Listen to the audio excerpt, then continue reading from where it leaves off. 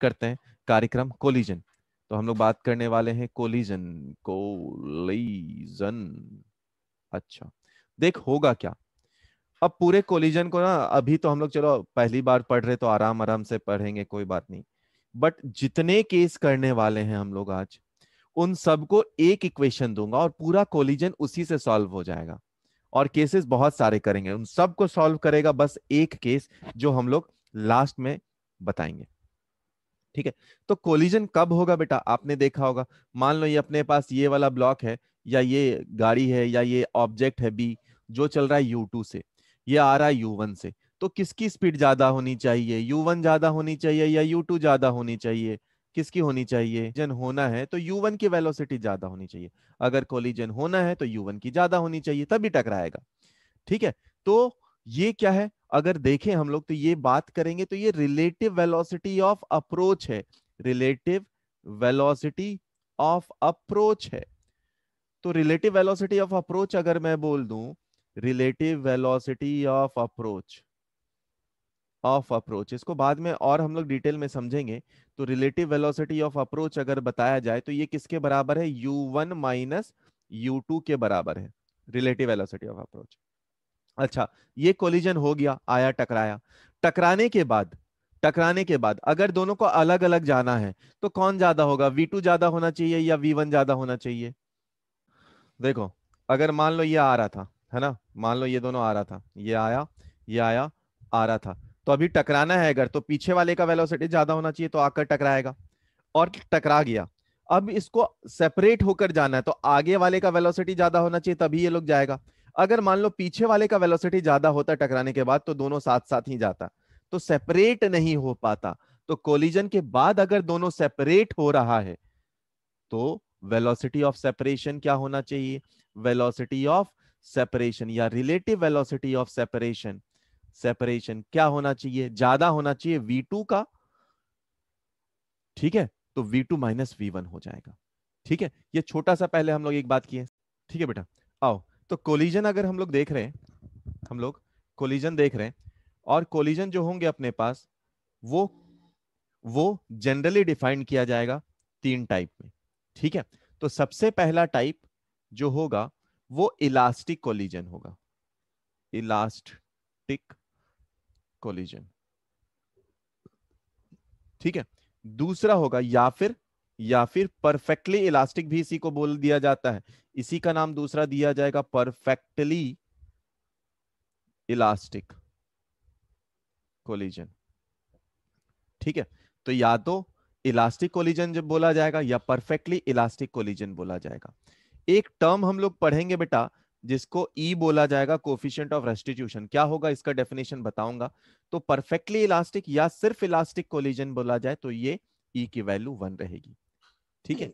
दूसरा जो हमारे पास आएगा, दूसरा जो हमारे पास आए दूसरा जो हमारे पास आएगा वो आएगा in elastic collision, in elastic collision, in elastic collision.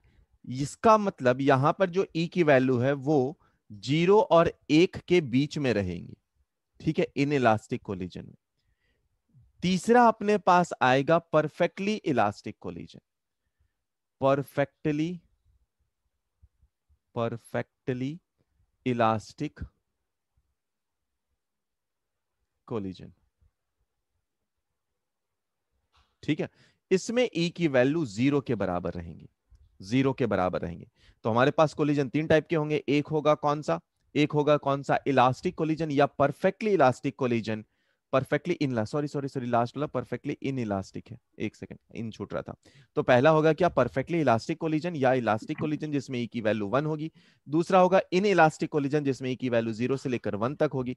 तीसरा होगा परफेक्टली इन इलास्टिक कोलिजन, इसमें ई की वैल्यू 0 के बराबर होगी।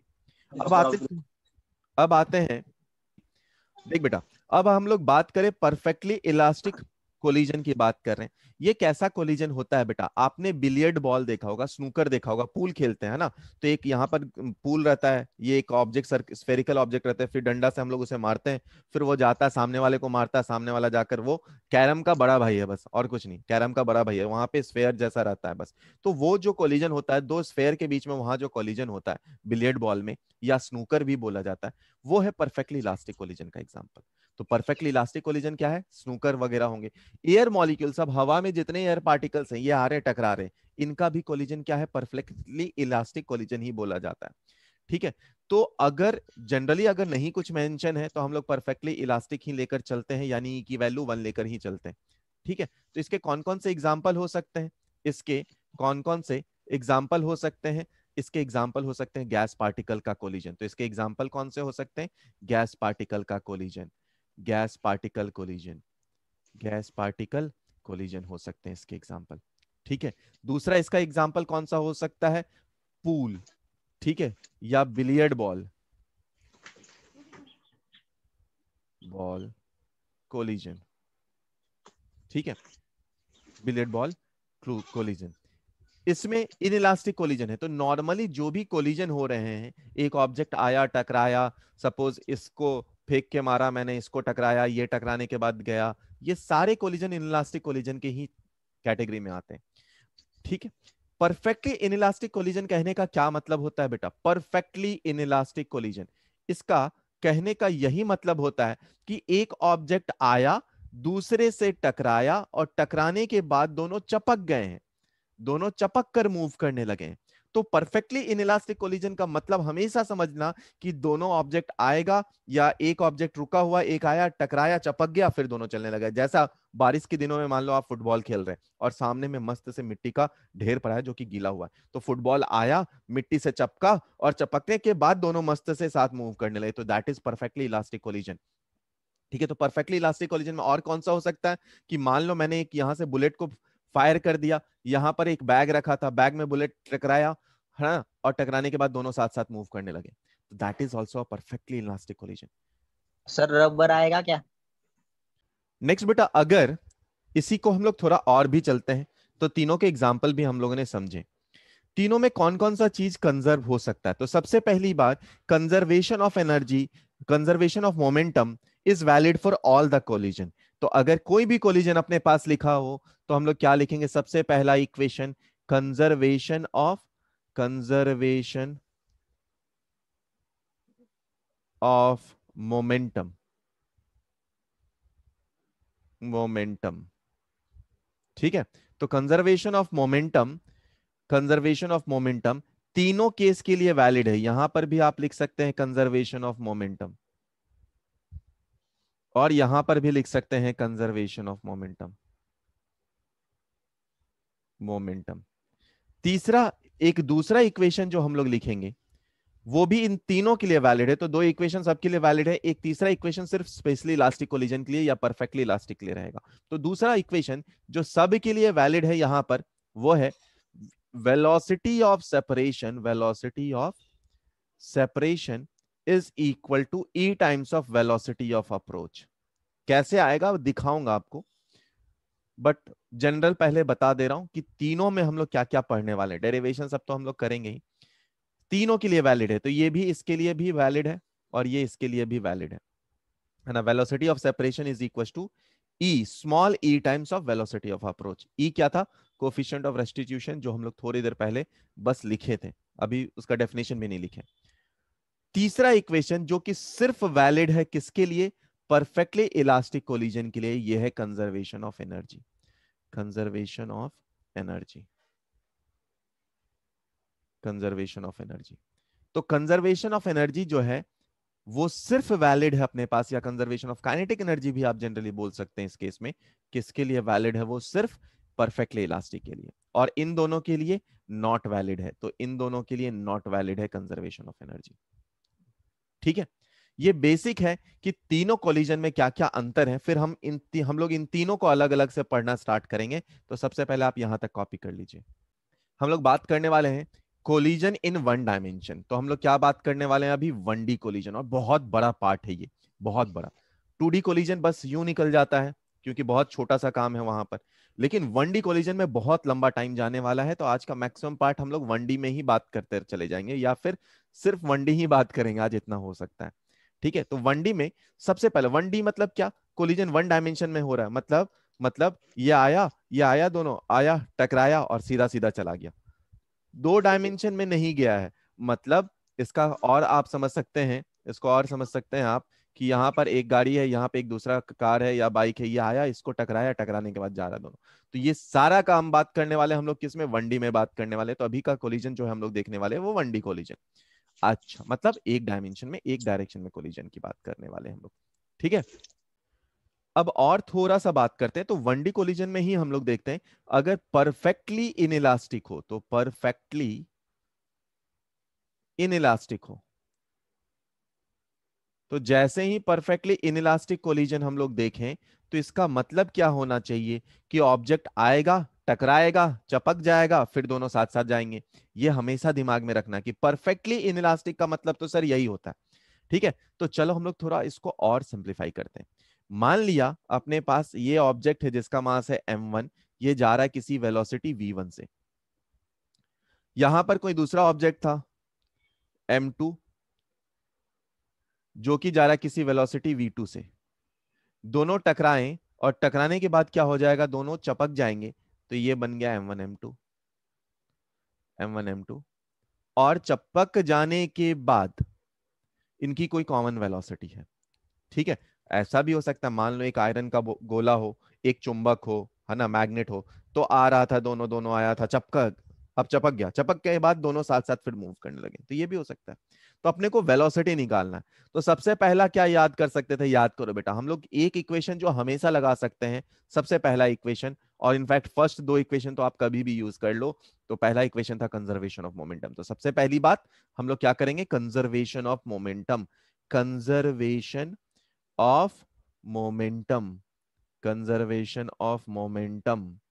अच्छा, तो इनिशियल मोमेंटम, है ना, और इसका मतलब क्या है बेटा, कि एक्सटर्नल फोर्स कोई नहीं लग रहा, कोलिजन में कोई एक्सटर्नल फोर्स नहीं लगा, सभी इंटरनल फोर्स है, दोनों एक दूसरे, दोनों सिस्टम में ही है, इंटरनल फोर्सेस की ही बात कर रहे हैं हम, एक्सटर्नल फोर्स एब्सेंट है, तभी कंजर्वेशन ऑफ मोमेंटम लग सकता है। अच्छा, तो इनिशियल मोमेंटम या फिर momentum initial should be equal to momentum final, ये हम लोगों को पता है। इनिशियल मोमेंटम कितना है बेटा अपने पास, m1v1 plus m2v2 is equal to, यहां पर कितना है बेटा, m1 plus m2 into we के बराबर। यानी जो स्पीड है v आफ्टर कोलिजन, वो कितना आ गया बेटा, m1v1 plus m2v2 upon m1 plus m2, upon m1 plus m2। तो कोलिजन की बाद की गति ये है ना, कोलिजन के बाद की गति या वेलोसिटी या स्पीड ये है।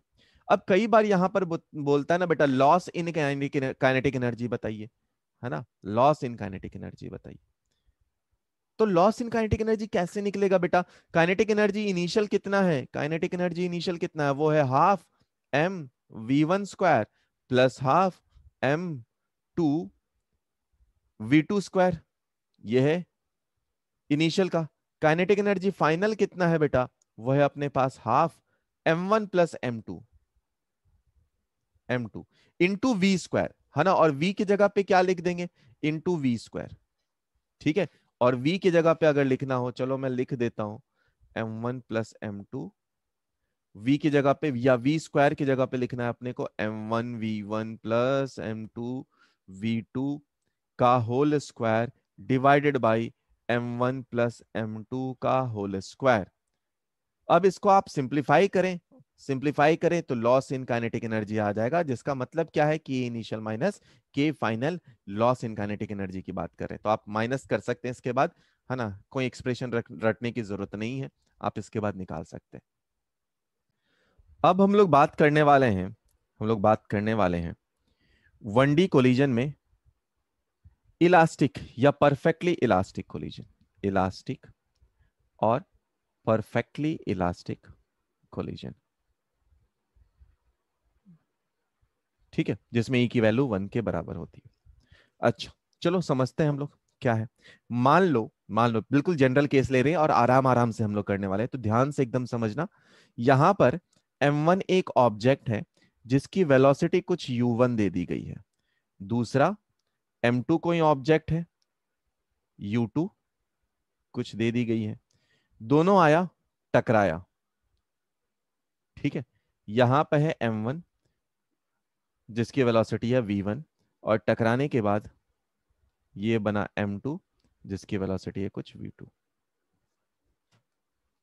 ठीक है, अच्छा, तो हम लोग सबसे पहले यहां पर कौन कौन सा इक्वेशन यूज कर सकते हैं? तो पहला इक्वेशन तो आप बिंदास यूज करें जहां भी यूज करना है।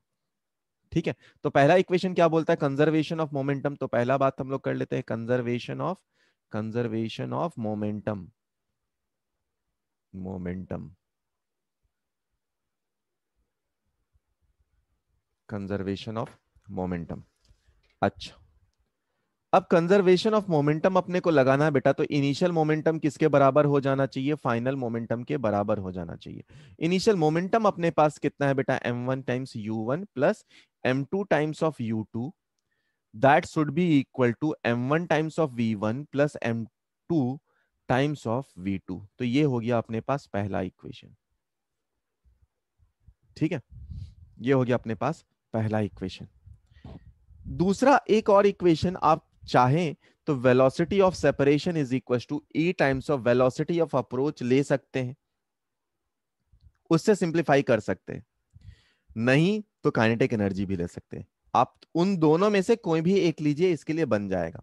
तो मैं काइनेटिक एनर्जी लेकर बता देता हूं, और बोलोगे तो साइड में दूसरा इक्वेशन से भी बता दूंगा बाद में, या अगले स्लाइड पे बता दूंगा। तो पहले काइनेटिक एनर्जी ले लेते हैं अपने पास, है ना? काइनेटिक एनर्जी ले लेते हैं। चलो काइनेटिक एनर्जी ले लिया जाए,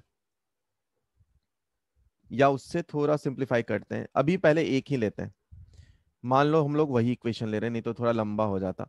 velocity of separation is equal to e times of velocity of approach. इससे भी थोड़ा और सिंप्लीफाई करते हैं। चलो तुम्हें एक और, पहले उसके बाद अगला स्टेप में ये बता दूंगा। मान लो u2 की वैल्यू 0 हो, है ना? मान लो u2 की वैल्यू 0 हो। पहले थोड़ा सिंपल ले जाते हैं, फिर उस पे आएंगे, नहीं तो थोड़ा दिक्कत लगेगा। u2 की वैल्यू मान लो 0, तो ये भी 0 ही होगा, है ना? तो हम लोगों ने मान लिया क्या u2 की वैल्यू 0 है, मतलब एक ऑब्जेक्ट रुका हुआ था, पीछे से आया, टकराया, टकराने के बाद आया। क्योंकि ये सबसे सिंपल से केस है, तो यहां से हम लोग आगे बढ़ते हैं, ज्यादा बेहतर रहेगा। ये 0 है। दूसरा हम लोग लगा सकते हैं जो वो कंजर्वेशन ऑफ एनर्जी लगा सकते हैं। तो कंजर्वेशन ऑफ एनर्जी लगा दिया, कंजर्वेशन ऑफ एनर्जी लगाया। तो कंजर्वेशन ऑफ एनर्जी क्या बोलता है बेटा? इनिशियल एनर्जी वो कितना होगा? Half into m1 into u1 का square should be equal to half into m1 into v1 का square plus half into m2 into v2 का स्क्वायर। इसको और थोड़ा सिंप्लीफाई किया जाए तो इसको हम लोग लिख सकते हैं m1 इंटू u1 का square is equal to m1 into v1 का m1 इंटू v1 का square plus m2 into v two का स्क्वायर। ठीक है, अब अपने पास थोड़ा सा ध्यान दो, यहां पर यू स्क्वायर के टर्म्स में सब कुछ है ना? स्क्वायर में है, बट ऊपर नहीं है। तो मैं क्या कर देता हूं, एक छोटा सा काम करता हूं, यहां पर भी मल्टीप्लाई करता हूं, v2 से मल्टीप्लाई सपोज कर देता हूं मैं। तो यहां पर मैंने v2 से मान लो मल्टीप्लाई कर दिया, v1 से भी कर दे, कोई बात नहीं है। अपने को क्या फाइंड करना? v1 v2 फाइंड करना, बस इतना दिमाग में रखना। तो v2 से अगर मैं मल्टीप्लाई कर दूं दोनों साइड, तो कितना हो जाएगा? ये m1 u1 v2 is equal to, यहां पे आएगा m1 v1 v2 plus m2 into v2 का होल स्क्वायर। तो इसको ले लिया इक्वेशन 1, इसको ले लिया इक्वेशन 2। अब दोनों को अगर मैं माइनस कर दूं, 1 माइनस 2 कर दूं, या 2 माइनस 1 कर दूं, कोई भी चलेगा, माइनस कर देते हैं। तो देखो बेटा, माइनस करेंगे, जैसे ही माइनस करेंगे, तो माइनस करेंगे तो ये और ये कैंसिल आउट हो जाएगा। अपने पास क्या बाकी रहेगा? m1 u1 into V2 minus m1 into u1 का whole square is equal to, यहां पे रहेगा m1 v1 v2 minus v2 का होल स्क्वायर इंटू m1 ही है।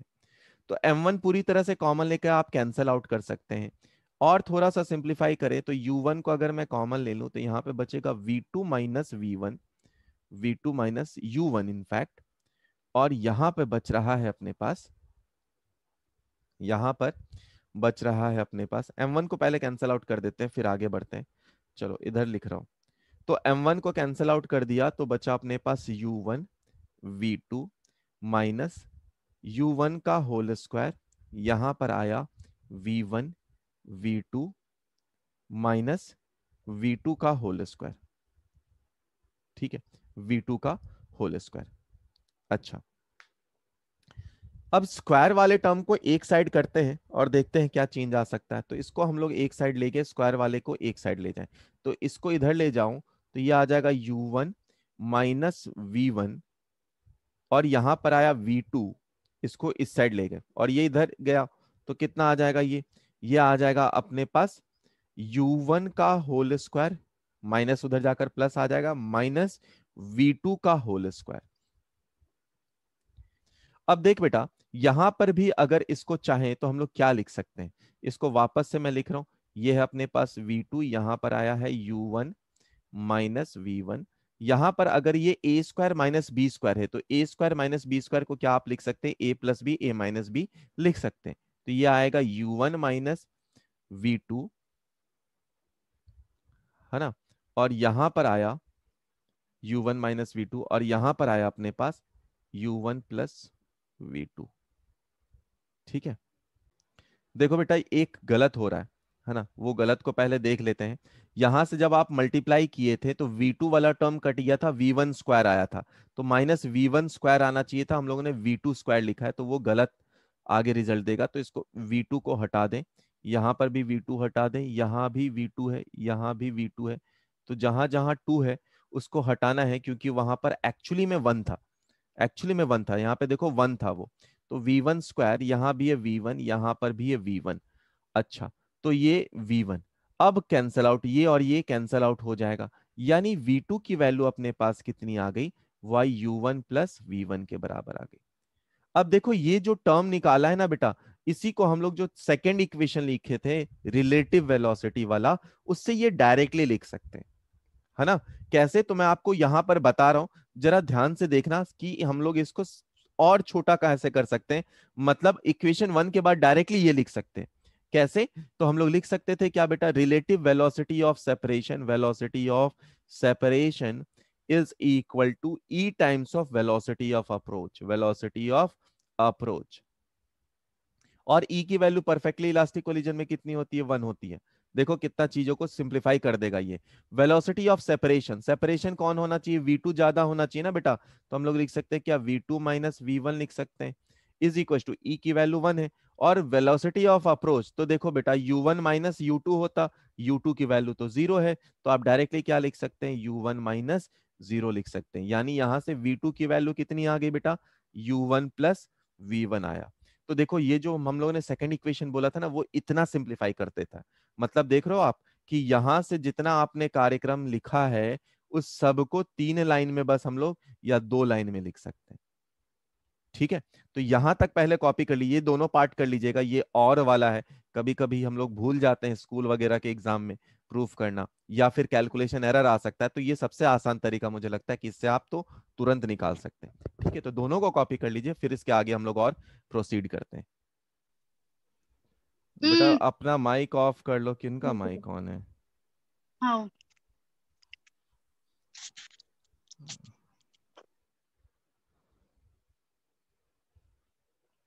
ऑफ कर लो, चलो।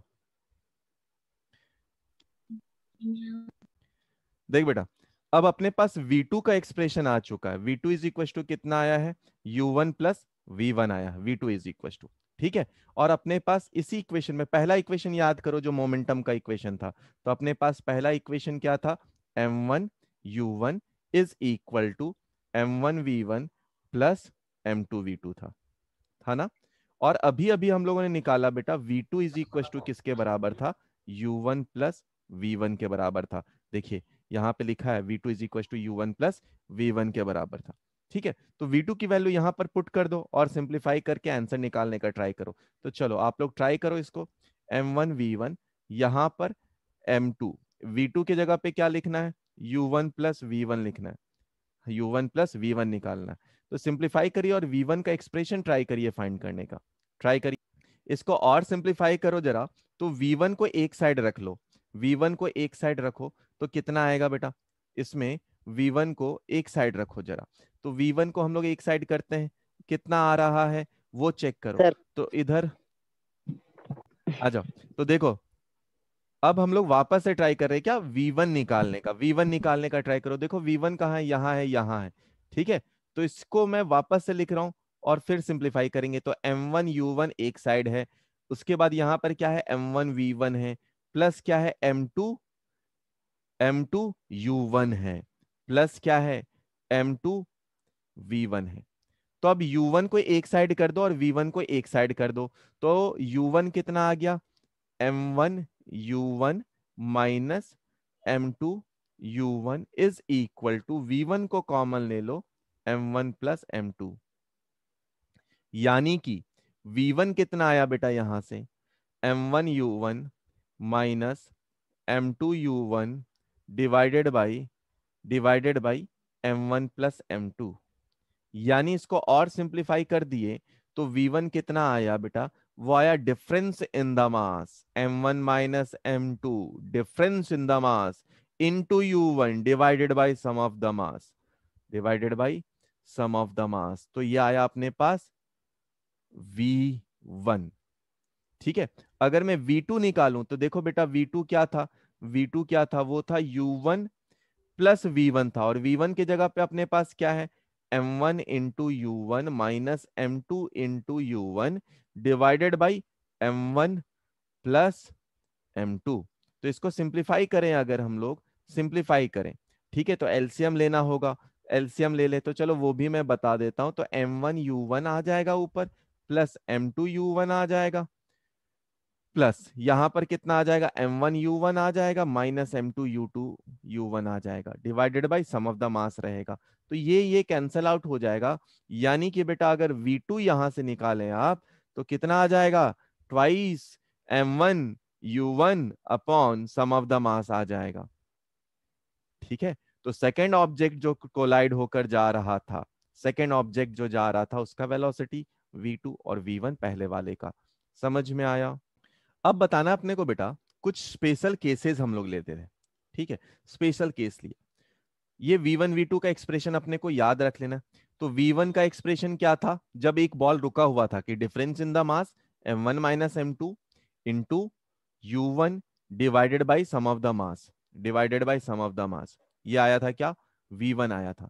V2 कितना आया था, twice of M1 into U1 upon M1 plus M2, ये आया था अपने पास, V2 आया था।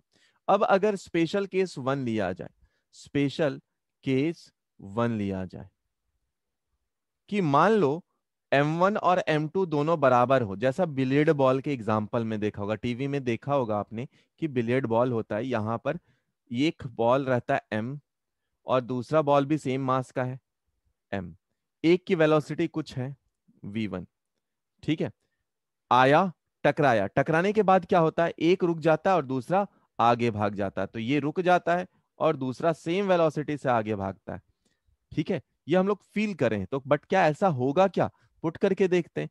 तो जैसे ही आपने यहां पर M1 और M2 की वैल्यू को बराबर रख दिया किसी M के बराबर, तो पहला V1 कितना हो जाएगा, देखो M माइनस M कितना हो गया, 0, मतलब V1 की वैल्यू देखो 0 आई थी, और V2 की वैल्यू कितनी, V आनी चाहिए, तो रख कर देखो V2 की value twice into M into V, है ना, इनिशियल वेलोसिटी जो था, divided by M1 plus M2 2M, यानी 2M कट गया, V2 की वैल्यू कितनी आई, V।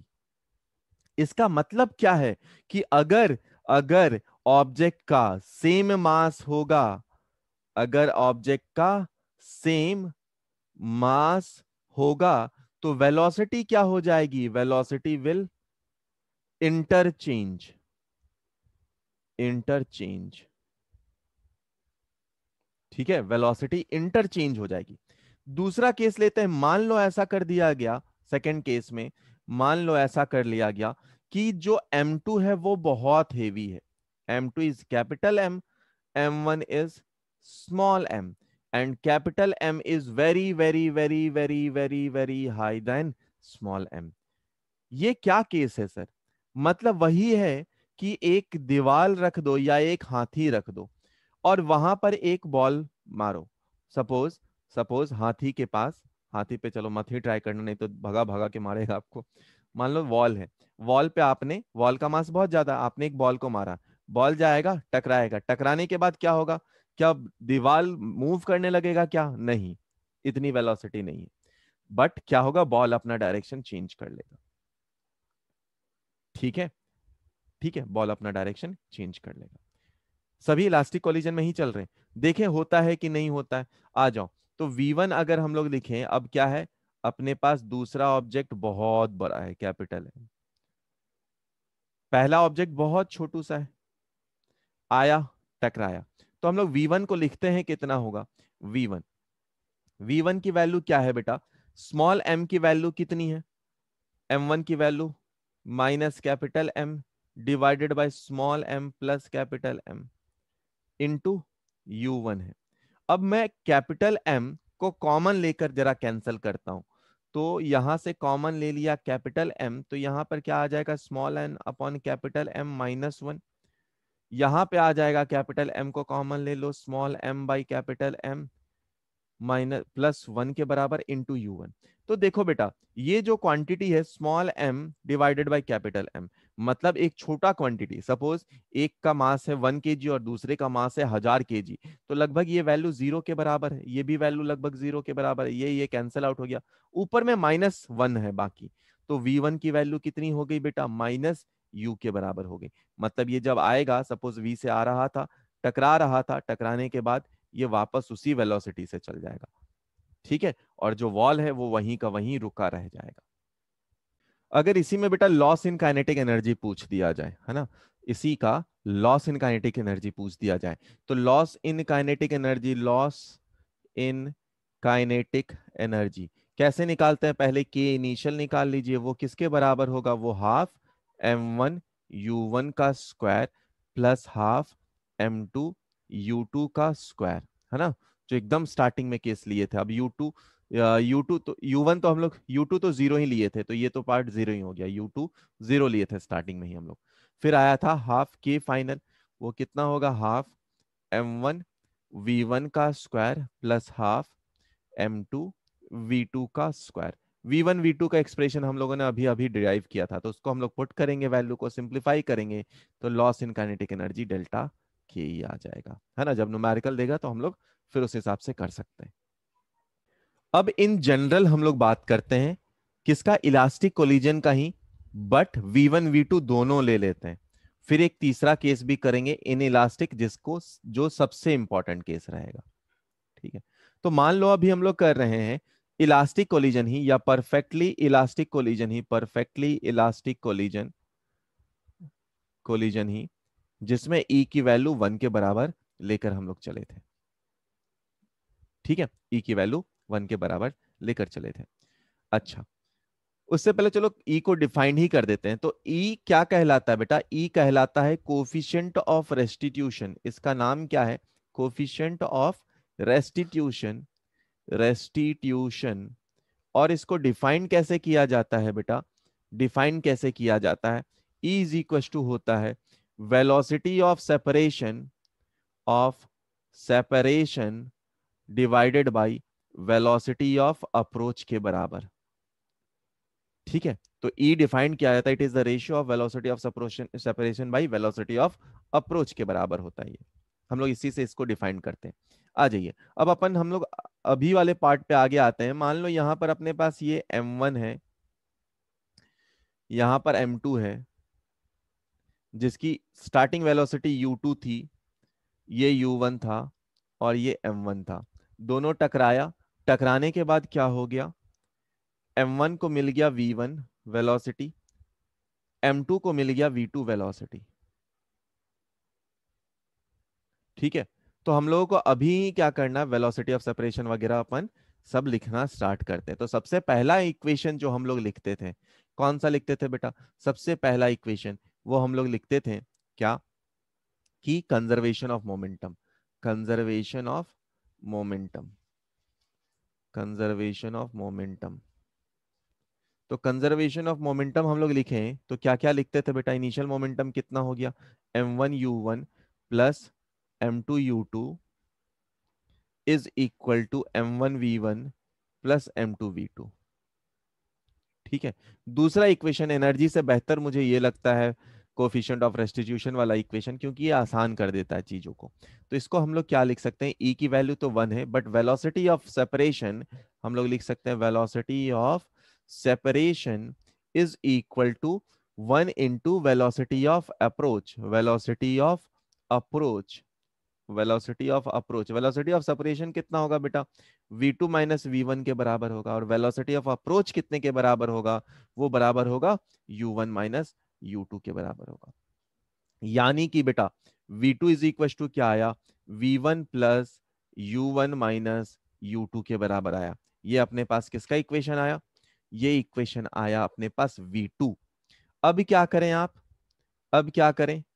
अब वही जो पहले किया था, ये है इक्वेशन 1, ये है इक्वेशन 2। तो v2 को उठाकर पुट कर दीजिए, है ना? फ्रॉम टू, फ्रॉम इक्वेशन 2 क्या लिख सकते हैं आप? m1u1 प्लस, आराम से सुनना बेटा, m2u2 is equal to m1v1 plus m2। v2 की जगह पे क्या लिख सकते हैं बेटा हम लोग? v1 plus u1 minus u2 लिख सकते हैं। ठीक है। अब इसको सिंप्लीफाई करते हैं हम लोग, v1 निकालना है अपने को, बस इतना ही काम है। तो चलो सिंप्लीफिकेशन करना स्टार्ट करते हैं इसका। आ जाओ। मान लो अब देखो कौन कौन सा है। u1 को एक साइड करना है, u2 को एक साइड करना और v1 को एक साइड करना है ना? तो यहां पर कितना आया? यहां पर कितना है? इसको और सिंप्लीफाई एक स्टेप लिख ही देते हैं। m1u1 प्लस है m2u2 is equal to m1v1 यहां पर है, m2v1 यहां पर है, तो इसको मैं लिख रहा हूं m1 प्लस m2v1। यहां पर है अपने पास m2u1 plus m2u2, sorry minus m2u2। ठीक है। तो इस साइड आएगा कितना बनेगा? m1u1 यहां पे है, यहां पे m2u1 है, तो इधर आएगा जब RHS में आएगा तो m1 माइनस, तो कितना हो जाएगा? तो हो जाएगा m1 minus minus m2, m1 minus m2 into u1 आएगा। और प्लस देखो बेटा यहां पे m2u2 है, यहां पे माइनस m2u2 है, तो उधर आकर प्लस हो जाएगा, यानी आ जाएगा twice of m2u2 divided by, और इज इक्वल टू लिख सकते हैं आप m1 plus m2 into v1 के बराबर। यानी कि v1 की वैल्यू कितनी आ गई बेटा? यह है difference in the mass m1 minus m2 into u1 divided by sum of the mass m1 plus m2 plus कितना है ये? Twice of m2 into u2 divided by m1 plus m2। ये आया क्या? Expression of v1, expression of v1 आया ये। अगर आप चाहें बेटा तो सेम आप एक्सप्रेशन ऑफ v2 भी निकाल सकते हैं। कैसे? v1 को यहां पर पुट करेंगे, सिंप्लीफाई करेंगे, मैं डायरेक्टली लिख रहा हूं और फिर आपको लिखने का तरीका भी बताऊंगा। तो v1 को हम लोग डायरेक्टली, या v2 को डायरेक्टली क्या लिख सकते हैं यहां पर आप? m2 minus m1 into u2 divided by m1 plus m2। कैसे लिख रहा हूं ये आपको तरीका अब बताऊंगा अगले केस पे। ठीक है, तो एक ही साथ सबको कवर कर लेगा। और दूसरा यहां पे आ जाएगा twice of m2 u1 by m1 plus m2, m1 plus m2। ठीक है, ये आ गया v1 एंड v2 का एक्सप्रेशन यहां तक। ठीक है। Next is in elastic collision, है ना? परफेक्टली नहीं, in elastic collision, in elastic collision. ठीक है। यानी कि यहां पर E की वैल्यू होगी, और जो E की वैल्यू है वो 0 से लेकर 1 तक होगी। ये मोस्ट जनरल मैं बताऊंगा आपको, और इसका रिजल्ट अगर आपने याद कर लिया तो जीवन में कोई टेंशन नहीं। सारे कोलिजन के 1D के सवाल बनाएंगे, और मैक्सिमम 1D ही आता है। देखो यहां पर अपने पास है m1, इसकी वेलोसिटी है u1। यहां पर है ये m2, इसकी वेलोसिटी है u2।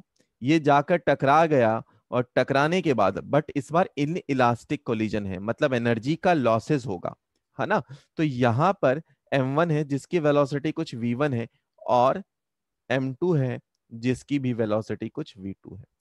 तो टकराने के बाद सबसे पहला काम हम लोग क्या लिख सकते हैं, सबसे पहला काम क्या लिख सकते हैं हम लोग, वो लिखते हैं हम लोग कंजर्वेशन ऑफ मोमेंटम। तो पहला conservation of momentum, conservation of momentum, conservation of momentum.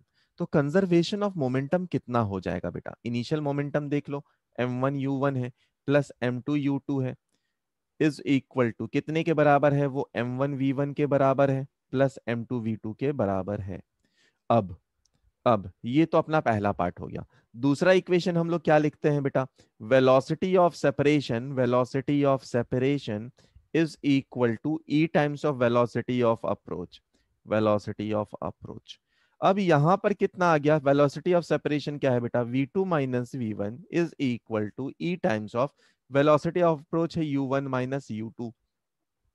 यानी कि v2 अगर आप निकालोगे तो कितना आएगा, v1 plus E times of u1 minus u2 के बराबर आ जाएगा। ये इक्वेशन 1 है, ये इक्वेशन 2 है। आप क्या करेंगे, है ना, v2 की वैल्यू, है ना, v2 की वैल्यू किस में पुट करेंगे, इक्वेशन 1 में पुट करेंगे। तो from equation 1 and 2, from equation 1 and 2 आप क्या करेंगे, यहां पर आया m1u1, यहां पर आया m2u2 इज इक्वल टू, यहां आया m1v1, यहां आया m2। अब देखो क्या क्या आने वाला है, ये आया v1 plus e u one minus e u two. अब इस पूरे को आप सिंप्लीफाई करें और वापस से v1 निकालें जैसे कि पिछले केस में निकाला है। तो v1 इज इक्वल टू कितना आएगा बेटा, मैं डायरेक्टली बता रहा हूं, और आप अब थोड़ा सा 5 मिनट के लिए ध्यान दें और पूरा का पूरा कोलिजन इस एक इक्वेशन में खत्म हो जाएगा। तो सबसे पहले देखो, वन का कोलिजन, आप वन के लिए वेलोसिटी लिख रहे हैं ना, तो वन का कोलिजन किसके साथ हो रहा है, टू के साथ हो रहा है। तो वन का कोलिजन टू के साथ हो रहा है, तो आप क्या लिख सकते हैं यहां पे, m1 minus e times of m2, जिसके साथ कोलिजन हो रहा है वो e इंटू u1। आप वन के लिए लिख रहे थे इसलिए वन का वेलोसिटी कितना था initial, u1 divided by sum of the mass. ठीक है, अब प्लस आपने वन के लिए तो लिख लिया, लेकिन अभी टू बाकी है अपने पास, है ना, अभी टू का इक्वेशन बाकी है। तो टू का इक्वेशन कैसे लिखेंगे बेटा, टू का इक्वेशन लिखना है ना, वन के लिए लिख लिया हम लोगों ने, अब टू का मोशन के लिए लिखना है। तो टू का मोशन के लिए कितना लिख सकते हैं हम लोग, वन प्लस ई, जब आप सिंप्लीफाई करेंगे तो यही आएगा, m2 u2 divided by m1 plus m2। बहुत ही कमाल का इक्वेशन। v1, वापस से सुनो, v1 क्या आया बेटा, m1 माइनस ई टाइम्स, जिससे कोलिजन होने वाला था m2 से होने वाला था, ई टाइम्स m2 ब्रैकेट के बाहर u1 जिसका वेलोसिटी आप देख रहे थे upon m1 plus m2 plus 1 plus e, दूसरा कौन सा बाकी रह गया था, m2u2। अब थोड़ा सा बेटा पीछे जाना, याद करना, अभी जस्ट अभी जो हम लोगों ने इक्वेशन लिखा है उसमें e की वैल्यू 1 थी, आपने पुट करा था। तो जैसे ही आपने e की वैल्यू 1 पुट करा था, जैसे ही आपने e की वैल्यू 1 पुट करा था, क्या आया था, अभी का एक्सप्रेशन बता रहा हूं, 1 आया था, वो m1 minus m2 into u1 divided by m1 plus m2 into e की वैल्यू 1 पुट करा था तो आया था 2 times of m2u2 divided by m1 plus m2। याद है क्या, अभी अभी जस्ट आया था। मतलब ये जो केस है ना बेटा, ये इक्वेशन बहुत इंपॉर्टेंट है, सारे सवालों को सिंप्लीफाई करता है। याद करो स्टार्टिंग का इक्वेशन, जब u2 को मैंने जीरो लिया था, तो u2 को जीरो किया था तो ये वाला पार्ट हट गया था, सिर्फ एक इक्वेशन आया था v1 का, ये। ठीक है, अब चलो v2 लिखना बताता हूं आपको, अगर 1 लिखना आ गया तो v2 भी लिखना आ गया। v2 क्या लिखेंगे बेटा, सोचो, टू का कोलिजन किसके साथ हो रहा, 1 के साथ हो रहा ना, तो यहां पे क्या लिखेंगे, m2 minus e times of m1 into किसके लिए लिख रहे थे, टू का, तो ये आएगा u2 divided by m1 plus m2। तो आपने टू के लिए तो लिख लिया, लेकिन 1 बाकी है अभी, तो 1 plus e m1 u1 upon m1 plus m2। अब इस पूरे इक्वेशन को कैसे याद करें सर, जैसे अभी लिखा था, मतलब आप क्या लिखेंगे, आंख बंद करके सुनना और याद करने का कोशिश करना। तो V1 इज इक्वल टू कितना है, M1 minus e times of M2 divided by sum of the mass into U1 plus 1 plus e M2 U2 divided by M1 plus M2। ये V1 हुआ। V2 लिखेंगे तो क्या लिखेंगे हम, M2 minus e times of M1 into bracket के बाहर U2 divided by sum of the mass M1 plus M2 plus 1 plus e M1 U1 divided by M1 plus M2। तो 5 बार यही सेम इक्वेशन को आप रिपीट करिए, बोलिए और repeat करिए, और उसके बाद जब 5 बार आप बोल ले तो 5 बार आंख बंद करके बोलें और रिपीट करें, और उसके बाद रफ पेज में जाकर 5 बार लिखें। तो आपको ये इक्वेशन याद हो जाएगा, और बिल्कुल याद हो जाएगा। इसको याद हो गया तो सारे के सारे इक्वेशन बन जाएंगे। जैसे कि अगर मैं V2 लिखना बताऊं बेटा, आप इससे पहले वाला ही केस, तो उसमें V2 क्या लिखा था, बस ई की जगह पे 1 लिख दीजिए, आ गया था। उससे भी पहले वाला केस याद करो जो आज हम लोग ने डिराइव किया था, ई की वैल्यू U2 की वैल्यू 0 पुट कर दो तो सेकंड केस भी आ जाएगा। सब कुछ यही इक्वेशन डिराइव करता है। तो these are most important equation. तो याद करिए, पहले याद कैसे करेंगे, अभी जैसे मैंने बताया, V1 is equal to M1 minus e times of M2 upon M1 plus M2 into U1 plus U1 लिख दिया, U2 के लिए क्या लिखना है, 1 plus e M2 U2 divided by sum of the mass. ठीक है, तो आप V1 याद करिए 5 बार, V2 याद करिए आंख बंद करके, एंड उसके बाद रफ पेज में जाकर लिख लीजिए, अभी के अभी याद हो जाएगा आपको। इस सवाल को देखें तो इस सवाल में बोला जा रहा, अपने पास एक शेल है जो कि रेस्ट कर रहा है स्मूथ स्मूथ हॉरिजॉन्टल सरफेस पे। ये एक्सप्लोड करता है 2 फ्रेगमेंट पे। अगर पार्टिकल कभी एक्सप्लोड कर रहा है तो वहां पे एक्सटर्नल फोर्स कहीं नहीं रहता है, तो यहां पर हम लोग क्या लगा सकते हैं, कंजर्वेशन ऑफ मोमेंटम लगा सकते हैं। मान लो एक आया M1 U1, तो दूसरा हम लोग लिख सकते हैं M2 U2। After explosion M1 move with speed U।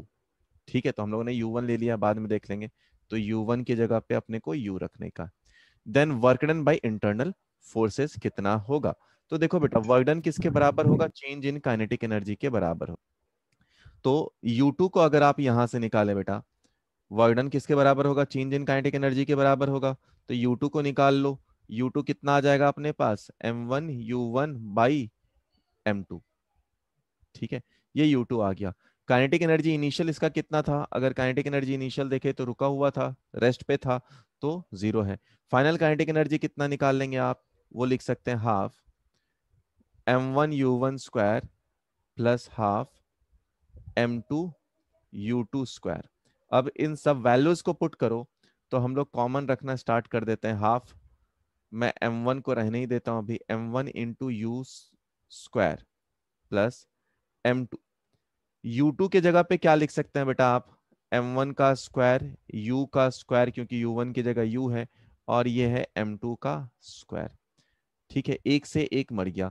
अब देख बेटा, M1 और U कॉमन लेकर बाहर आ जाएगा, तो वर्कडन या चेंज इन काइनेटिक एनर्जी कितना आ गया, वो हाफ M1 U स्क्वायर, और अंदर में बाकी रह गया, यहाँ पे ऊपर एक M1 रहेगा, नीचे एक M2 रहेगा, तो ये बन गया M1 अपॉन M2 के बराबर।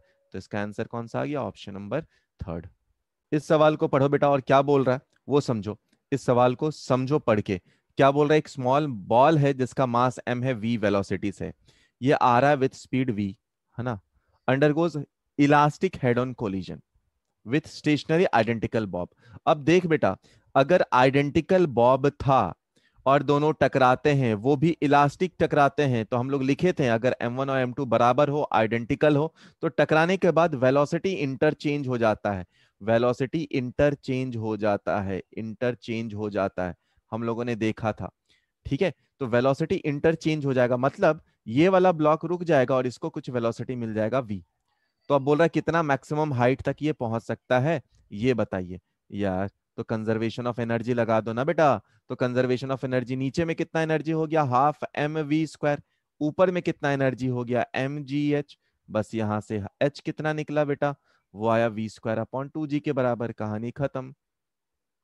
चलिए, तो सवाल बोल रहा अपने पास दो बॉल हैं सेम मास के, मूव कर रहे right angle to each other. अच्छा, तो मान लो ये मास m था अपने पास, और ये मूव कर रहा 6 से, और दूसरा मास है अपने पास m, ये मूव कर रहा 8 से। दोनों आएगा, टकराएगा, और बताया क्या है कि collision between them is in elastic. तो जब कंजर्वेशन ऑफ मोमेंटम लगा दें हम लोग, तो इनका नेट मोमेंटम कितना होगा बेटा, इनका नेट मोमेंटम अगर देखा जाए तो वो होने वाला है m इंटू 10 के बराबर, है ना। क्यों? क्योंकि वेक्टर एडिशन से हम लोग निकाल सकते हैं।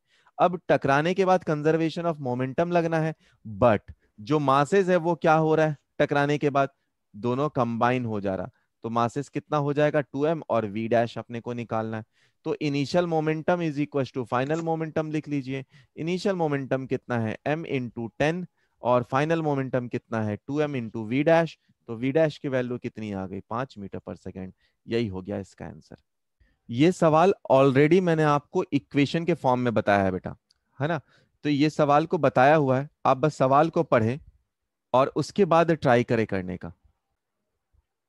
देख बेटा, याद करो आज सुबह सुबह हम लोग जब पढ़ रहे थे तो एक बात किए थे हम लोग कि वेलोसिटी v1 कैसे लिखा जाए। उसका हम लोगों ने ट्रिक लिखा था कि m1 minus e times of m2 into u1 divided by m1 plus m2, और यहां पर आया था 1 plus E m2u2 by m1 plus m2। Next अगर v1 के बाद v2 आप लिखते थे तो वो आता था कितना m2 minus e times of m1 into u2 divided by sum of the mass, plus आया था यहां पर 1 plus E m1u1 by m1 plus m2। अच्छा, अगर मैं बोलूं, अब देखो इस सवाल को, अगर ये इक्वेशन याद है तो देखो सवाल आपसे कितना आसानी से बनता है। क्या बोल रहा है? A sphere of mass m moving with constant speed u hit another stationary sphere of same mass, है ना। तो m1 equal to m2 is equal to m है, और u1 की वैल्यू u दी गई है। If e is the coefficient of restitution then the ratio of velocity बताना है आपको। ठीक है, तो चलो अब इस सवाल को हम लोग आगे बढ़ाते हैं। मान लो हम लोगों ने u2 को जीरो कर दिया, जैसा सवाल में बोला हुआ है कि रेस्ट पे था, तो ये जीरो हो गया, ये जीरो हो गया। ठीक है, और m1 इक्वल टू m2 रख दो। तो m1 इक्वल टू m2 रख दो, तो v1 की वैल्यू कितनी आ गई बेटा? वो आ जाएगी 1 minus E by two into you के बराबर आ जाएगी। सिमिलरली v2 की वैल्यू आ जाएगी 1 plus E into you divided by two. m1 plus m2 रख दो, m1 और m2 को दोनों को बराबर। अब दोनों को डिवाइड कर दो, अपना आंसर फर्स्ट आ गया, यही है आंसर। देखो बेटा, अपने पास इस सवाल में क्या बोल रहा है, एक न्यूट्रॉन है जो किसी वेलोसिटी से आ रहा है और कोलाइड इलास्टिकली कर रहा head on with the nucleus. तो अगर न्यूक्लियस है अपने पास, अपने को पता है न्यूक्लियस का साइज बहुत बड़ा होगा। ठीक है, अपने को पता है न्यूक्लियस का साइज बड़ा होगा, जिसका मास नंबर ए है, रुका हुआ है। एक न्यूट्रॉन छोटू सा पार्टिकल आया, टकराया, then fraction of total energy retain by neutron. ये अपने से पूछा है कि कितना फ्रैक्शन ऑफ एनर्जी रिटेन होगा। ठीक है, चलो देखो, मान लो बेटा अपने पास, मान लो अपने पास जो न्यूट्रॉन आ रहा उसकी कुछ वेलोसिटी थी, उसका कुछ मास 1 ही है, ले सकते हैं हम लोग। तो याद करो बेटा, हम लोग एक एक्सप्रेशन पढ़े थे आज ही, v1 इज इक्वल टू, क्या होता था, e की वैल्यू 1 रख देते हैं हम लोग और u2 को 0 कर देते हैं। तो अपने पास एक्सप्रेशन क्या बनता था, m1 minus m2 into u divided by m1 plus m2। ठीक है, यही बनता था। अब यहां पर, अब यहां पर ये v1 था अपने पास। ठीक है, ये v1 था अपने पास। तो v1 किसका, टकराने के बाद फर्स्ट वाले का वेलोसिटी था। ठीक है, टकराने के बाद फर्स्ट वाले का, तो टकरा, इसका वेलोसिटी इनिशियल u था। अब लिखना स्टार्ट कर देते हैं हम लोग। v1 की वैल्यू कितनी आ जाएगी बेटा, अगर हम लोग लिखें इसको, तो इसको लिखना स्टार्ट कर देते हैं। तो यह आ जाएगा 1 minus a upon 1 plus a into u, आ गया ये। ठीक है, अच्छा, तो अपने को यहां तक तो पता चल गया। तो काइनेटिक एनर्जी फाइनल कितना लिख सकते हैं हम लोग, इसको लिख सकते हैं हाफ m इंटू v1 का स्क्वायर, ये है काइनेटिक एनर्जी फाइनल। ठीक है, या m1 लिख लेते हैं। इनिशियल कितना था अपने पास, हाफ m1 u1 का स्क्वायर। चलो, तो इसको लिखते हैं कि इनिशियल कितना हुआ हमारे पास, हाफ m1 की वैल्यू कितनी है 1, है ना। न्यूट्रॉन का मास, और इसका u का स्क्वायर। के फाइनल लिखना है अपने को बेटा, तो के फाइनल कितना होगा अपने पास, ये होगा हाफ m1 की जगह पे 1, v1 के जगह पे अपने पास कितना है बेटा, वो है 1 minus a upon 1 plus a का whole square into u square.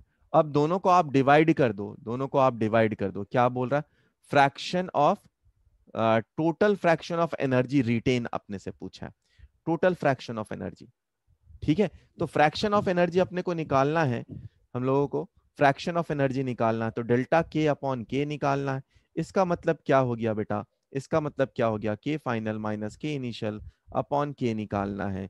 इसका मतलब क्या हो गया कि के फाइनल अपॉन के इनिशियल -1 निकालना है अपने को। ठीक है, नहीं नहीं, सवाल में बोला है फ्रैक्शन ऑफ एनर्जी रिटेन बोला है, total fraction of energy retain बोला है सिर्फ, है ना। तो K final by K initial ही हम लोग बस निकाल लेंगे। के फाइनल बाई के इनिशियल कर लीजिए, K final by K initial करिए, total fraction of energy retain बोला है बस, तो के फाइनल अपॉन के इनिशियल करिए और अपने को पता चल जाएगा, के फाइनल बाई के इनिशियल करिए तो क्या क्या कैंसिल आउट हो जाएगा, half you square cancel out हो जाएगा। अपने पास जो आंसर आ रहा होगा बेटा वो 1 minus A by 1 plus a का होल स्क्वायर के बराबर होगा। माइनस को आप बाहर निकाल भी सकते हैं, तो अपने पास कितना आ जाएगा, ये आ जाएगा a -1 बाई ए +1 का होल स्क्वायर, यानी ऑप्शन नंबर फर्स्ट आ जाएगा अपना। ये सवाल क्या बोल रहा, एक बॉडी है जिसका मास m है, ये फॉल कर रहा है किसी हाइट h से ऑन द ग्राउंड। ठीक है, तो इसका मास m है मास इसका, और ये h हाइट से जमीन पर नीचे गिर रहा है, तो इसका हाइट दिया हुआ है h। If a is the coefficient of restitution between the body and the ground, then velocity after which it rises after nth collision with the ground and height up to which it rises after nth collision। मतलब ये आएगा, टकराएगा, और टकराने के बाद इसकी velocity ऊपर की तरफ हो जाएगी। ठीक है, ये नीचे की तरफ आ रहा होगा, टकराने वाला होगा, टकराने के बाद इसकी वेलोसिटी कुछ अलग हो जाएगी। तो यहां पर मान लो इसकी वेलोसिटी u या फिर v आ जाए, तो टकराने के बाद इसकी वेलोसिटी कुछ v1 हो जाएगी, फिर ये ऊपर जाएगा, फिर ये ऊपर जाएगा और नीचे गिरेगा, है ना, फिर से नीचे गिरेगा। तो नीचे गिरने के टाइम पे जस्ट बिफोर द कोलिजन उसकी वेलोसिटी v1 रहेगी, लेकिन उसी के तुरंत बाद उसकी वेलोसिटी वापस v2 हो जाएगी जैसे ही ये कोलाइड करके ऊपर की तरफ जाने लगेगा। फिर ये ऊपर जाएगा, फिर से नीचे आएगा, फिर से नीचे आएगा, फिर से टकराएगा, फिर से जाएगा, जाएगा टकराएगा, आएगा जाएगा टकराएगा, और ऐसा करता हुआ चलता चला जाएगा। तो यही बोला है कि nth कोलिजन के बाद इसकी वेलोसिटी कितनी होगी, अपने को ये बताना है। ठीक है, अगर हम लोग इस पे देखें, इसको आप जरा समझें, तो v की वैल्यू कितनी होगी बेटा, है ना, v जो टकराने वाला होगा उस टाइम पे v की वैल्यू किसके बराबर होगी, 2gh के बराबर होगी पहली बात, या v0 आपको जो लिखना है। जब आएगा टकराएगा और जा रहा है ना, तो याद करो हम लोगों ने आज पढ़ा है कि velocity of separation is equal to e times of velocity of approach के बराबर होता है। वेलोसिटी ऑफ सेपरेशन कितना हुआ बेटा, वो हुआ है v1। अब वॉल तो जा नहीं रहा तो सिर्फ v1 है, is equal to velocity of approach क्या था v, तो v1 is equal to e into v के बराबर हुआ, e टाइम्स v हुआ है। सिमिलरली बेटा जब आकर v1 टकरा रहा था, सेकेंड कोलिजन की बात कर रहे हैं हम लोग, सेकेंड कोलिजन के लिए, तो उस टाइम पे वेलोसिटी ऑफ सेपरेशन क्या था, v2 है velocity of separation, but velocity of approach क्या है, e टाइम्स ऑफ v1 है। इसको जरा और लिखते हैं हम लोग, तो v2 इज इक्वल टू क्या हो सकता है, e टाइम्स ऑफ v1 के जगह पे क्या लिख दे, e इंटू v, यानी कि v2 इज इक्वल टू कितना हो गया बेटा, e स्क्वायर इंटू v के बराबर हो गया।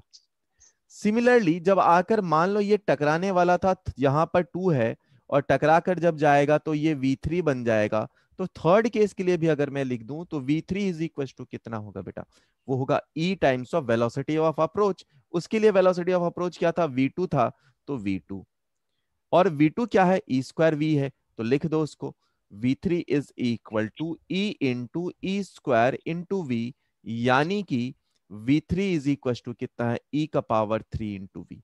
अब देखो बेटा एक बात आप नोटिस करना, जितना कोलिजन के बाद हो रहा उतना E का पावर बढ़ता जा रहा।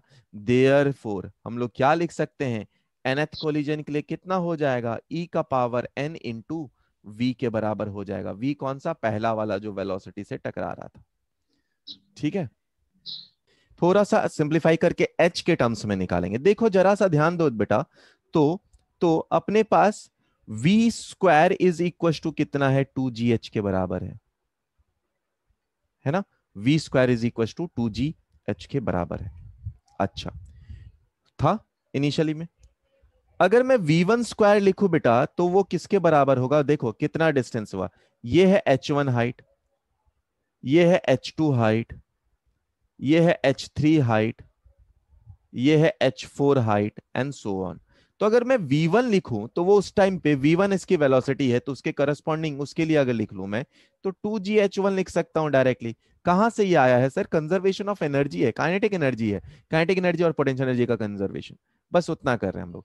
तो अगर h1 लिखें बेटा, है ना, यहां से h1 लिखते हैं, v1 के जगह पे हम लोग क्या लिख सकते हैं, तो v1 के जगह पे हम लोग लिख सकते हैं e इंटू वी का whole square is equal to 2gh1। अच्छा, ई स्क्वायर, और वी स्क्वायर की जगह पे बेटा क्या लिख सकते हैं, 2gh लिख सकते हैं। तो 2gh इज इक्वल टू, यहां पे आया 2gh1, यानी कि बेटा h1 की वैल्यू कितनी आई, ई स्क्वायर टाइम्स h के बराबर आई। सिमिलरली जब आप v2 स्क्वायर करेंगे बेटा, तो v2 स्क्वायर कितना आएगा, ये आएगा 2gh2 के बराबर आएगा। और v2 किसके बराबर था, देखो ई स्क्वायर वी के बराबर था, तो ये आया ई स्क्वायर वी के बराबर का square is equal to twice gh2। अच्छा, ई स्क्वायर, वी स्क्वायर की वैल्यू फिर से क्या थी अपने पास, ई स्क्वायर का स्क्वायर मतलब ई का पावर 4 हो गया ना, ई का पावर 4 हो गया, plus 2gh is equal to twice gh2, यानी कि यहां से h2 की वैल्यू आई ई का पावर 4 इंटू एच के बराबर। जरा आप एक रिलेशन को देखो, तो इससे एच एन को हम लोग क्या लिख सकते हैं, nth कोलिजन के बाद ई का पावर 2n। देखो जब 1 था तो ई का पावर 2 है, जब 2 था तो ई का पावर 4 है, तो वहां से क्या लिख सकते हैं, n कोलिजन के लिए ई का पावर 2n टाइम्स एच के बराबर। ये हो जाएगा क्या, हाइट आफ्टर nth कोलिजन। ये सवाल क्या बोल रहा है, समझे इस सवाल को। एक बॉडी है जिसका मास m है, एक बॉडी है जिसका मास m है, ये फॉल कर रहा है किसी हाइट h से ऑन द ग्राउंड। तो किसी हाइट h से ये ग्राउंड पे गिर रहा है, किसी हाइट h से ये ग्राउंड पे गिर रहा है। इफ कोई E is the coefficient of restitution of collision between the body and ground, तो यहां से टकराएगा, E भी है, टकराने के बाद ये ऊपर जाएगा, फिर ऊपर जाने के बाद फिर से नीचे आएगा, गिरेगा, फिर से जाएगा, और फिर से नीचे, फिर गिरेगा, आया। तो ऐसा करता करता करता करता ये फाइनली रुक जाएगा। ठीक है, ये फाइनली धीरे धीरे धीरे धीरे रुकेगा।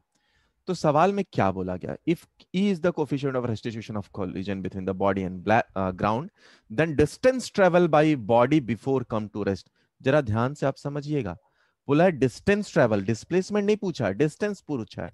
तो डिस्टेंस के लिए क्या होगा, अब सुनो जरा ध्यान से बेटा, सबसे पहले कितना आया, नीचे आया h, फिर टकराने के बाद ऊपर गया ये h1, नीचे आया h1, फिर ऊपर गया h2, नीचे आया h2, फिर से ये नीचे आएगा, ऊपर जाएगा h3 से, और नीचे आएगा h3 से, h3 h3, ऐसा चलता चला जाएगा। यानी अगर टोटल डिस्टेंस की बात करें तो कितना चला है, h प्लस चला है 2 टाइम्स h1, प्लस चला है 2 टाइम्स ऑफ h2, उसके बाद चला है 2 times of h3, 2 times of h4 and so on, चलता चला गया। अच्छा, आओ अब लिखते हैं h plus 2 times of h1 को क्या लिख सकते हैं हम लोग, ई स्क्वायर इंटू एच लिख सकते हैं। h2 को क्या लिख सकते हैं, ई का पावर 4 इंटू एच लिख सकते हैं। H3 को क्या लिख सकते हैं हम लोग, E का पावर 6 इंटू एच लिख सकते हैं, एंड सो ऑन।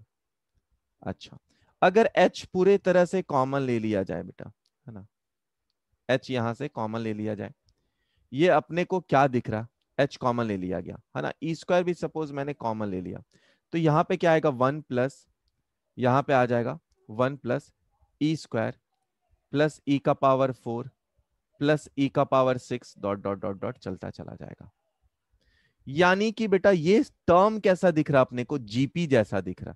और जीपी का इनफाइनाइट टर्म का सीरीज क्या होता है, अगर जीपी क्या होता है, plus A R square plus A R cube, अगर ये टर्म होते हैं तो ये जीपी होते हैं। इसका इनफाइनाइट टर्म का समेशन क्या होता है, ए अपॉन 1 - आर। कब, जब आर की वैल्यू लेस देन 1 हो, अगर प्लस ग्रेटर देन 1 होता तो ए अपॉन R - 1 होता, बस इतना ही फर्क होता है। तो ये H plus H into e square, यहाँ पर ए की वैल्यू कितनी है 1 डिवाइडेड बाई आर की वैल्यू ई स्क्वायर है 1 - ई स्क्वायर। इसको और सिंप्लीफाई करो, इसको और सिंप्लीफाई करो, तो एलसीएम ले लेते हैं हम लोग। यहां पर आ जाएगा एच, यहां पे आ जाएगा एच, है ना, इसको और सिंप्लीफाई कर लेते हैं हम लोग। तो एच, आ जाओ, एच को कॉमन ले लिया, 1, इसको कॉमन, इसको देख बेटा, यहां पर अपने पास एक 2 था, 2 छूट रहा है, ये 2 है, ये 2 है ना, 2 छूट रहा है। तो चलो इसको जरा सिंप्लीफाई करते हैं। तो इसको एलसीएम अगर ले लिया जाए तो यहाँ पे आ गया 1 - ई स्क्वायर, और यहाँ पर आया है 2 टाइम्स ई स्क्वायर, है ना, एलसीएम ले लिया मैंने, और नीचे है 1 + ई स्क्वायर, और क्या कर दिया, एच को बाहर रख दिया।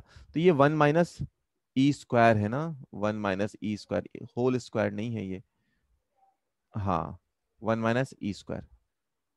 ठीक है, चलो, तो 1 - ई स्क्वायर है। अब देखो 1 - ई स्क्वायर, यहाँ पे 1 + ई स्क्वायर, 1 + 2 ई स्क्वायर है, तो कितना आ जाएगा ये, इसका फाइनल एक्सप्रेशन देखे तो ये आ जाएगा ऊपर में 1 + ई स्क्वायर, और नीचे आ जाएगा 1, नीचे आएगा माइनस था यहाँ पे 1 - ई स्क्वायर।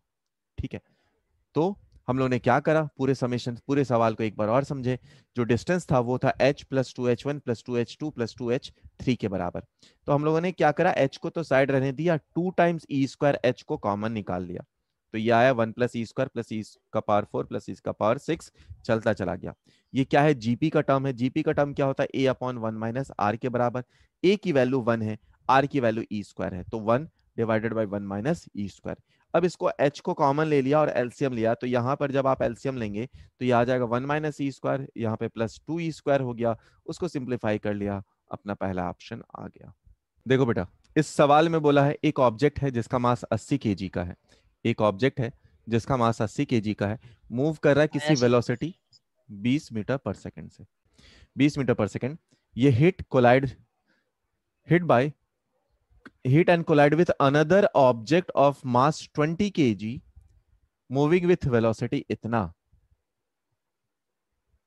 ठीक है, then find the loss of an energy assuming perfectly inelastic collision। perfectly inelastic का मतलब क्या होता है, दोनों ऑब्जेक्ट टकराएगा और चपक कर मूव करेगा। तो मान लो ये था अपने पास 80 केजी का मास जो कि मूव कर रहा था 2 मीटर पर सेकंड से, ये है अपने पास 20 केजी का मास जो कि मूव कर रहा था 4 से।